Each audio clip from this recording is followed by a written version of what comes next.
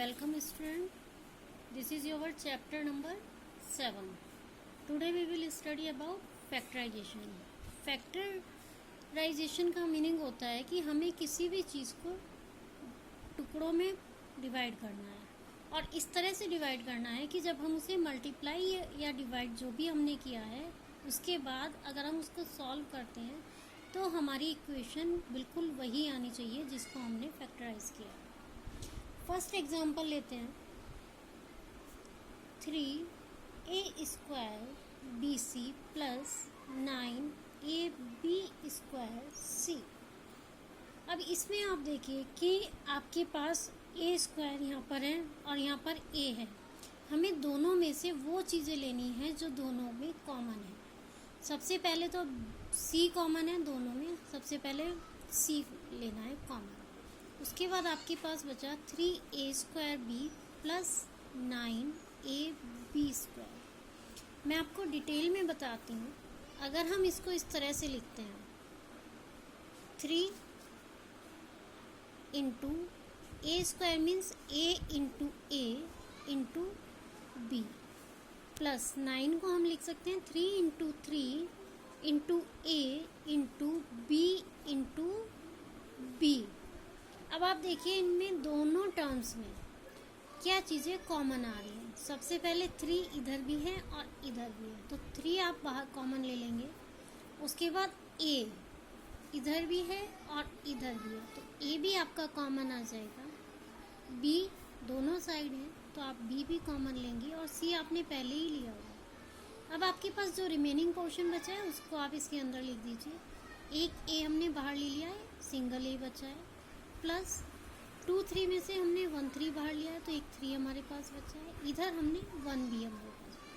ये इसका फैक्टराइज हो जाएगा। जब आप इसको करते करते प्रैक्टिस से परफेक्ट हो जाएंगे तो आप सिंपल यहाँ पे देख के एक स्टेटमेंट में भी ले सकते हैं। सेकंड एग्जांपल लेते हैं ax plus B Y minus A Y minus B X. अब आप अगर इन टर्म्स को देखें तो इन चारों में कोई भी चीज़ कॉमन नहीं है। आपको क्या करना है, दो दो के पेयर बनाने हैं और इस तरह से पेयर बनाने हैं कि कोई भी एक चीज़ आप कॉमन ले सकें। ठीक है, तो आपको क्या करना है, या तो हम दोनों a वाले एक साथ ले जाएं या फिर हम दोनों x वाले एक साथ ले जाएं।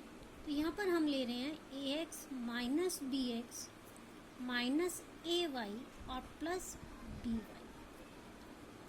पहले हम इन दो टर्म को कंसीडर करेंगे और इधर इन दो टर्म्स को कंसीडर करेंगे। इन दोनों में से x कॉमन आ रहा है, देन a माइनस बी और इधर से हम माइनस वाई कॉमन ले रहे हैं तो यहाँ पर भी आपका a माइनस बी। अब इन दोनों टर्म्स को अगर हम कंसीडर करते हैं तो a माइनस बी कॉमन आ रहा है और यहाँ पर आपका बचा x and minus and Y. इस तरह से आप इसको सॉल्व कर सकते हैं। मैं आपको इसका दूसरा मेथड भी बता रही हूँ। अगर हम जो है ax माइनस ए वाई एक साथ लेते हैं प्लस माइनस बी एक्स और प्लस बी वाई लेते हैं तो अब आपका a कॉमन आ रहा है इन दोनों टर्म्स में और x माइनस वाई बच रहा है और इन दोनों टर्म्स में माइनस b कॉमन आ रहा है और x माइनस वाई बच रहा है। अब आपके पास फिर से x माइनस वाई कॉमन आ रहा है और दोनों टर्म्स में a माइनस बी। आप देखेंगे आंसर सेम आ रहा है तो आप कोई भी एक मेथड यूज़ कर सकते हैं। एक और एग्जांपल लेकर मैं आपको बताती हूँ। अब एक्स क्यूब माइनस 144x है। सबसे पहले हम इन दोनों टर्म को कंसीडर करेंगे। दोनों में x हमारे पास है, x है, x की पावर 3 में से हमने एक x कॉमन ले लिया तो x की पावर 2 माइनस 144। अब इसमें जो आपने लास्ट चैप्टर में आइडेंटिटीज़ पढ़ी थी उसमें से कोई भी एक आइडेंटिटीज़ आप यूज़ कर सकते हैं। आप अगर इसको ऑब्ज़र्व करेंगे तो आपके पास क्या आ रहा है, x का स्क्वायर माइनस 12 का स्क्वायर। तो हमने एक आइडेंटिटी पढ़ी थी a square minus B square, उसको आप यूज़ करेंगे। A square minus B square equal to A plus B और ए माइनस बी। इस तरह से आप इसको सॉल्व कर सकते हैं। बाकी जितनी आइडेंटिटी आपने पढ़ी हैं वो भी आप इसमें यूज़ कर सकते हैं। कहाँ पर कौन सी आइडेंटिटीज़ यूज़ होनी है ये आपको उसकी कंडीशन के अकॉर्डिंग डिसाइड करना है, कहाँ पर आपकी कौन सी आइडेंटिटी फिट बैठ रही है। अगर आपको कॉन्सेप्ट क्लियर हुए हो और हमारी वीडियो अच्छी लगी हो तो प्लीज़ लाइक और सब्सक्राइब करें।